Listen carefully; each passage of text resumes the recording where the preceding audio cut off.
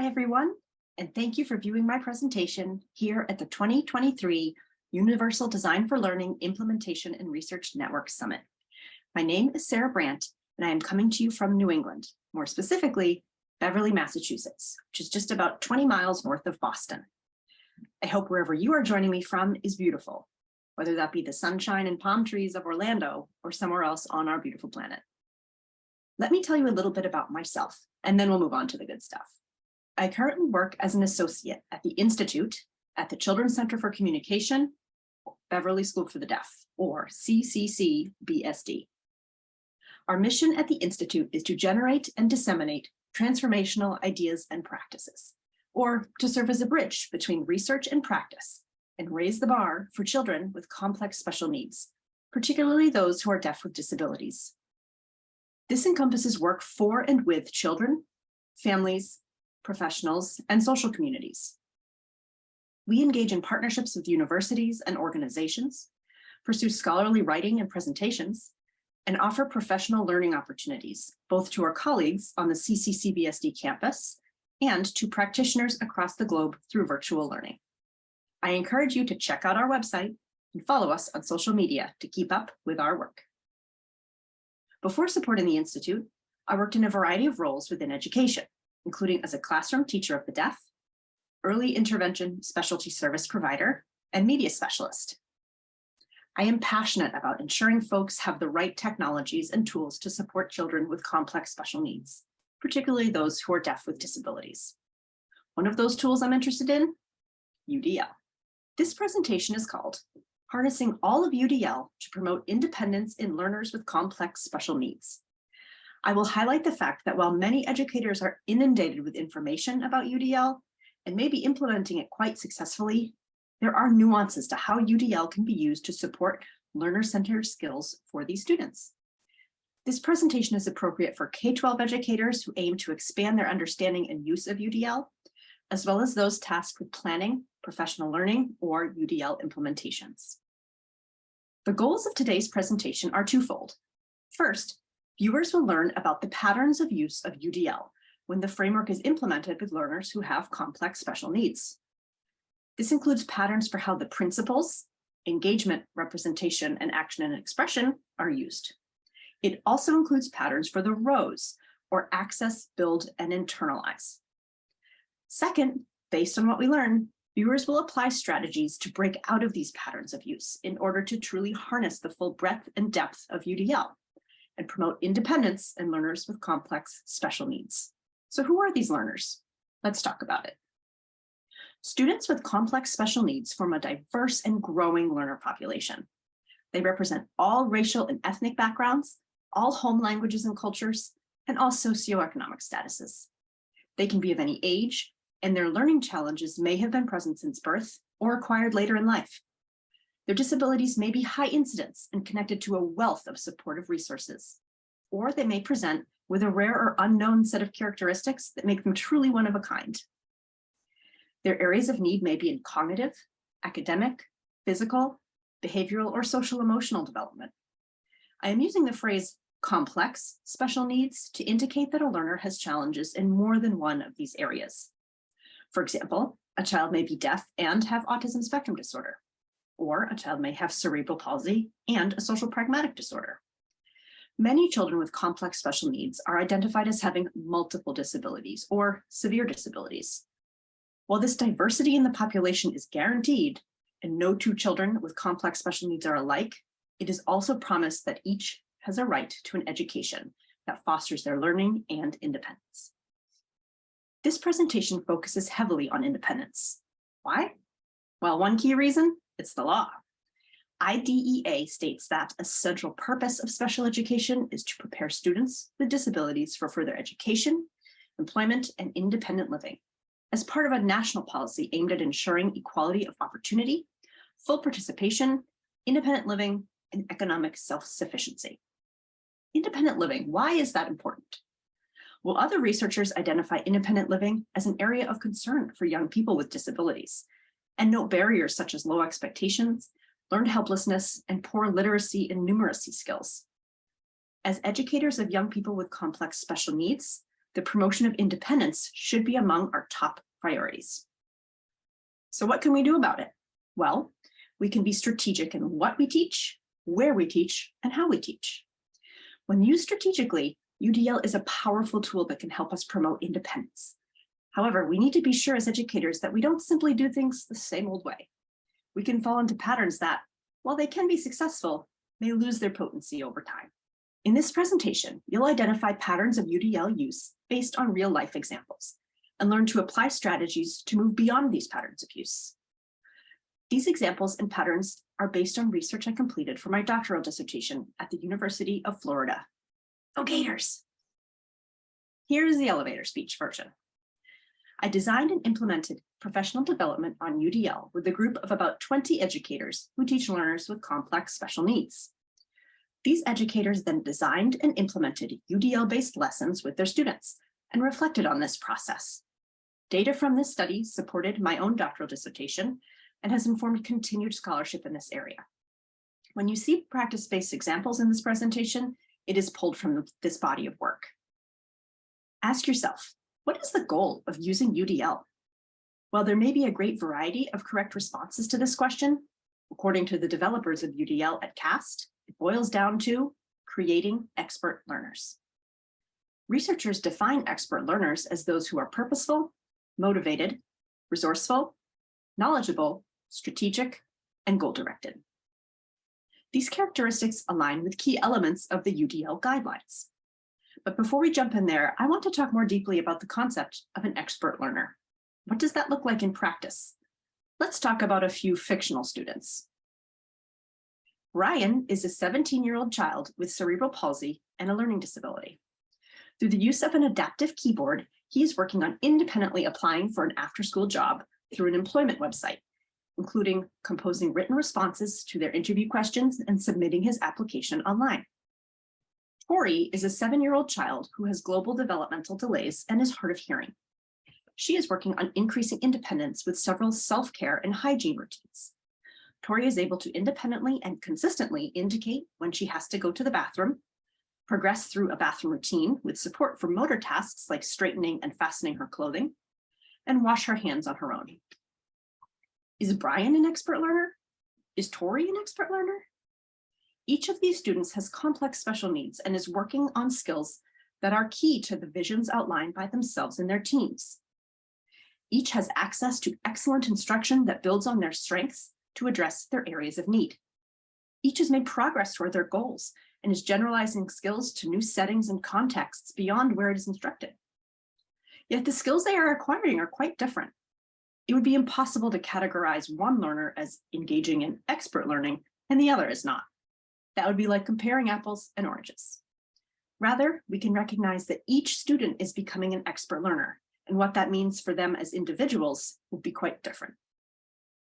What we can do as educators is clearly define what expert learning and independence looks like for each of our students, and use UDL to design instruction that supports and fosters them in reaching their goals. If you wish, pause this presentation and complete Activity 1, Defining Expert Learning. Then come back and rejoin. Whether you are new to UDL or a seasoned expert, the UDL guidelines chart is most likely the element of the framework with which you are most familiar. The UDL guidelines are based on neuroscience research that explores the role of the brain in learning. There is ample research evidence for the UDL guidelines. So much evidence that CAST has an entire section of their website dedicated to this. I encourage you to check out CAST's research evidence site to explore in more detail how the evidence base contributed to the development of the guidelines and continues to inform the ongoing revision. According to the developers of UDL, expert learners successfully utilize 3 neural networks in their learning: the affective network, the recognition network, and the strategic network. Teachers can use the guidelines to design instruction that eliminates barriers and fosters the activation of these neural networks. Each neural network can be activated through the implementation of the principles or columns of the UDL guidelines. These principles are engagement, representation, and action and expression. Providing multiple means of engagement activates the affective neural network, or the why of learning. This involves providing options for recruiting interest, sustaining effort and persistence, and self-regulation. This may look like learners who assess and reflect on their learning, collaborate with others, and make individual choices. Expert learners who are using their affective neural network are purposeful and motivated. Providing multiple means of representation activates the recognition neural network, or the what of learning. This involves providing options for perception, language and symbols, and comprehension. This may look like learners who take in information from the environment, notice patterns, comprehend that information, and integrate it with previously learned knowledge. The recognition network can be strongly supported by the affordances of media-based technologies. Expert learners who are using their recognition network are resourceful and knowledgeable. Finally, providing multiple means of action and expression activates the strategic neural network, or the how of learning. This involves providing multiple means of physical action, expression and communication, and executive functions. This may look like learners who communicate in multiple ways, set goals, and monitor their progress. Expert learners who are using their strategic neural network are strategic and goal-directed.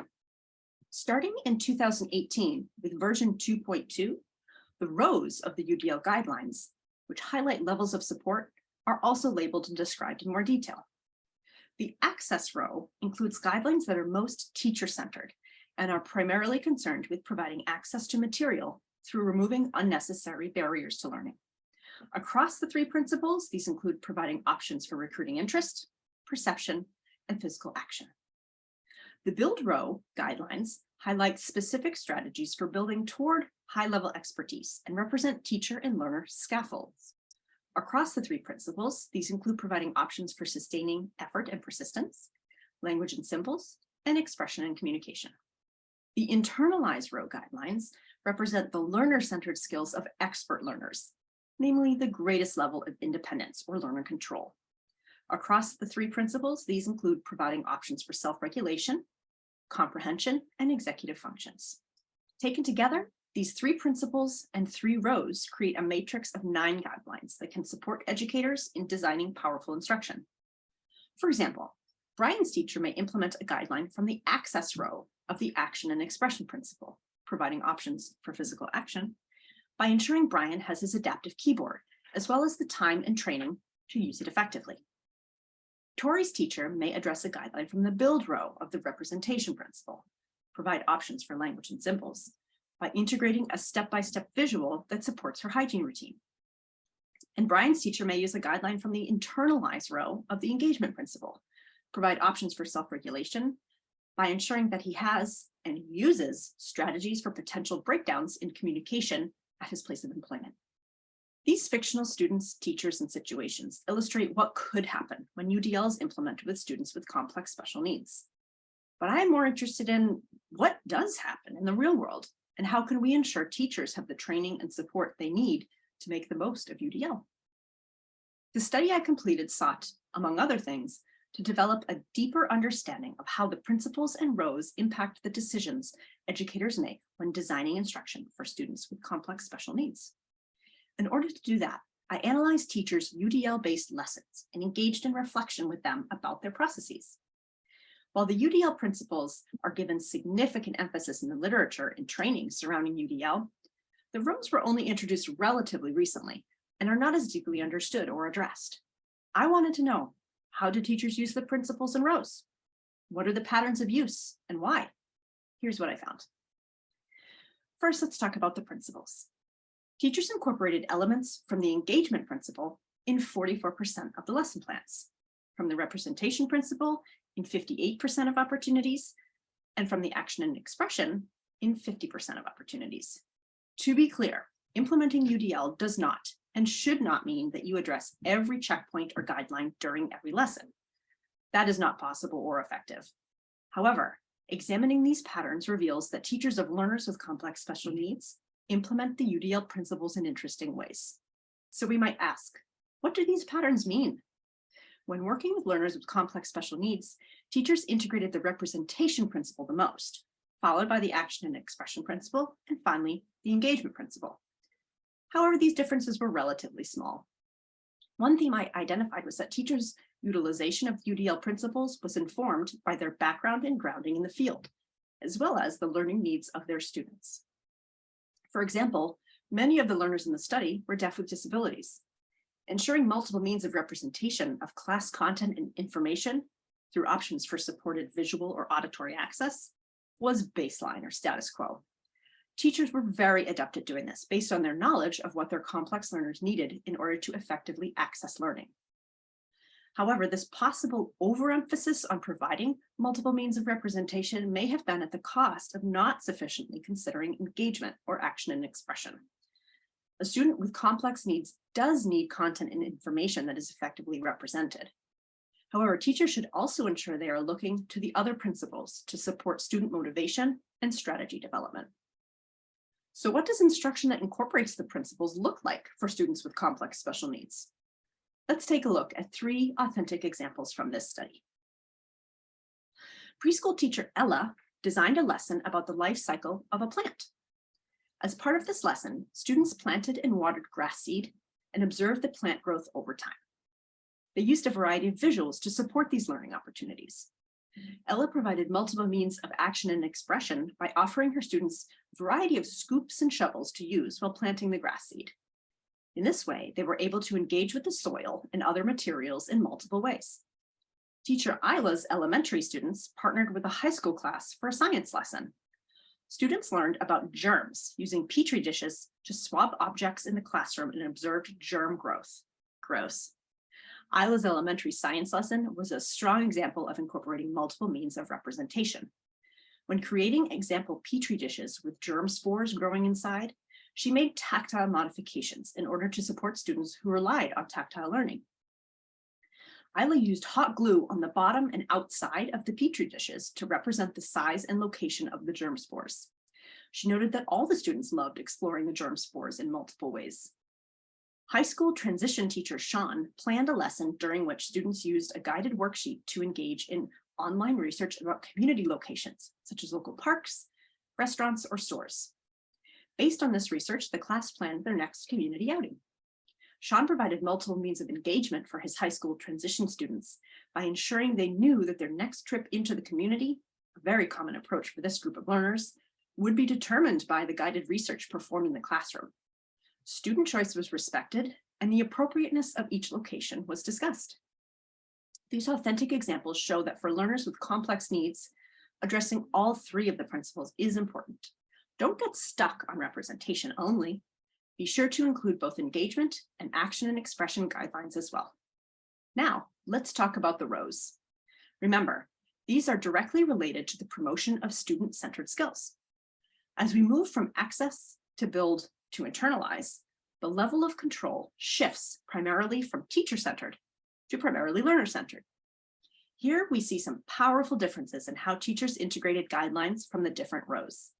In my study, the access level, which is primarily teacher-driven, was used in 68% of lessons. The build level, which includes teacher and learner scaffolds, or moving toward independence, was used in 55% of opportunities. The internalized level, which is the most independent and is really getting at the learner-driven skills of expert learners, was seen in just 34% of lessons. This pattern of use is quite different from what we saw with the principles. While teachers reported recognizing the importance of moving towards student independence, they did not always incorporate the guidelines at the build and particularly the internalized level. In some cases, this was a mindful decision based on the goals of a particular lesson. For example, in her germ lesson, Isla targeted guidelines from the access and build rows based on the diverse communication modalities of her students and the newness of the science content. In other cases, reflection on the lesson after the fact led teachers to note the challenge of moving to the student-driven checkpoints at the internalized row. For example, Ella reflected that the UDL guideline chart itself was a useful tool for her as a reminder to push to the build and internalize level where possible, to reduce teacher scaffolds and increase student independence. This is possible even at the preschool level.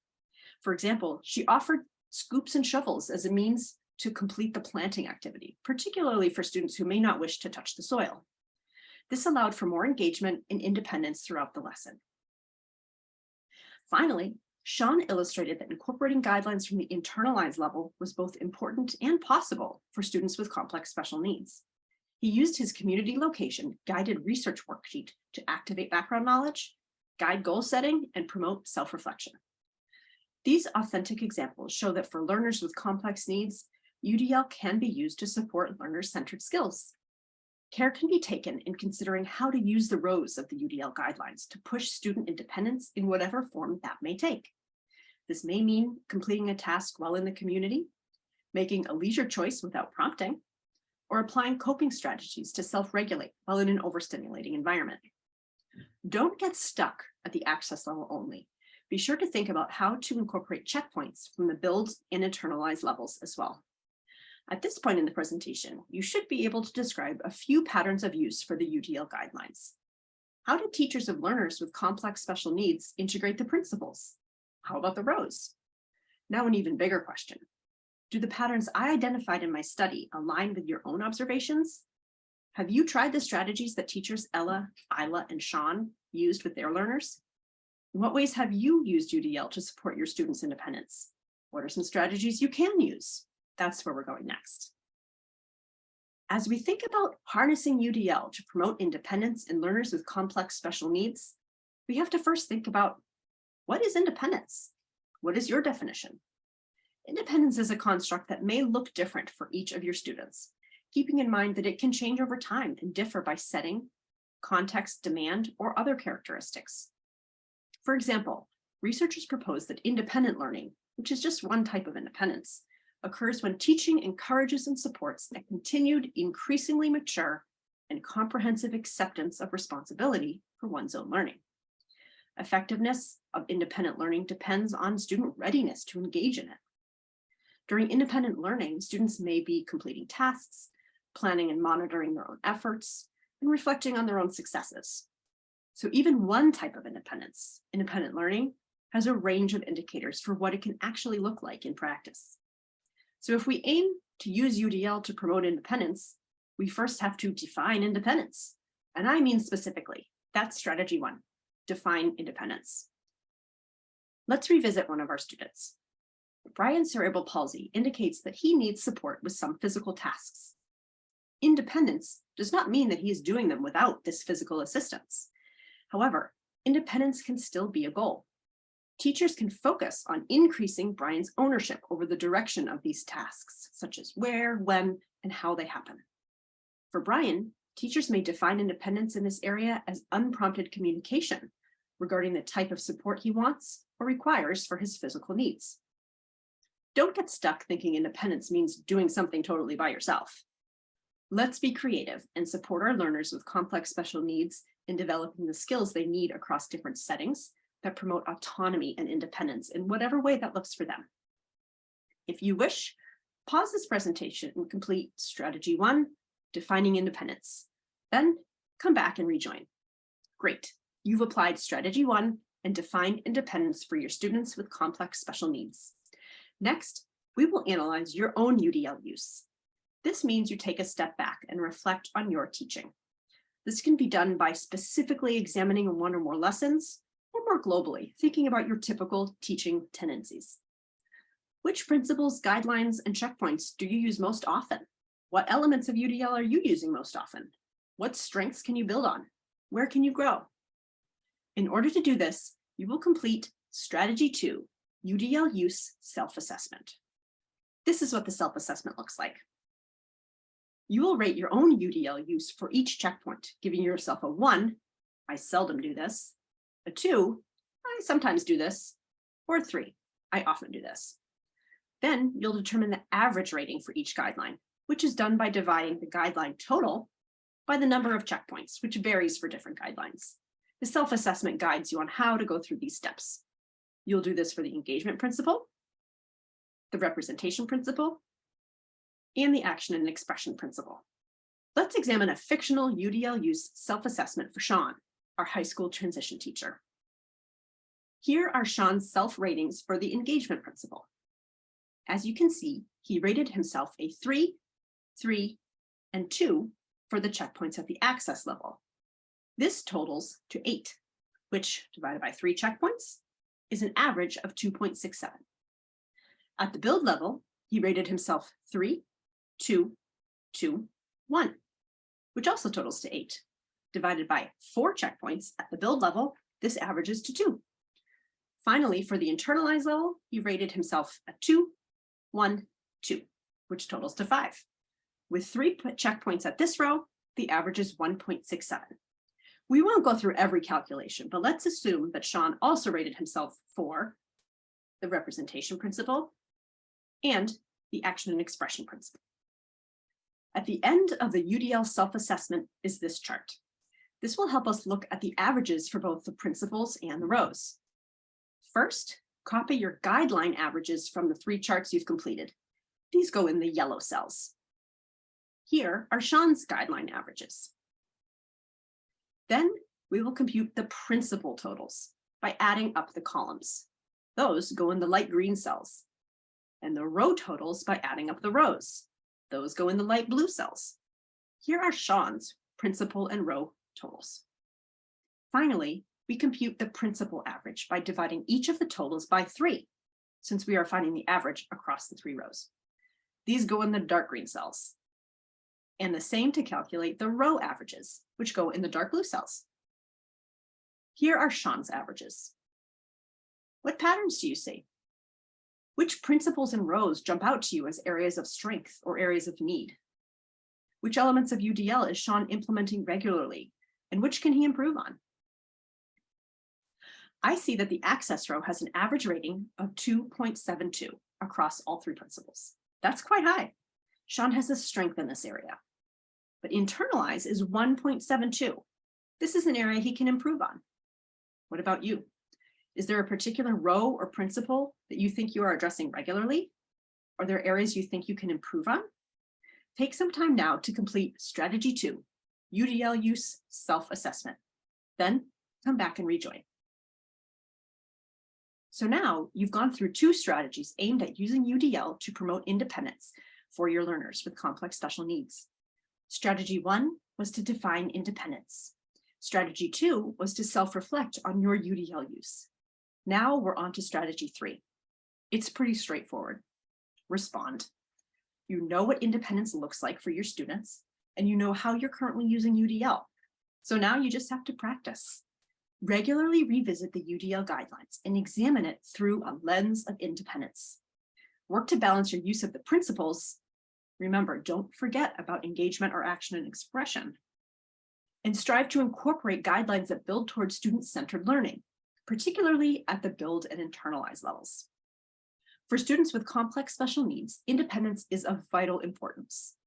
UDL can be a powerful tool to support you in designing instruction that can promote this independence for your students in whatever way is most meaningful to them.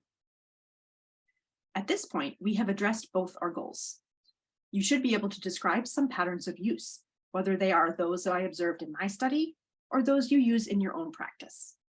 And you should be able to identify some strategies to break out of these patterns and truly harness the power of UDL to promote independence in your students. Thank you for viewing this presentation, and please feel free to be in touch if you have questions, ideas, or want to connect about UDL. Bye.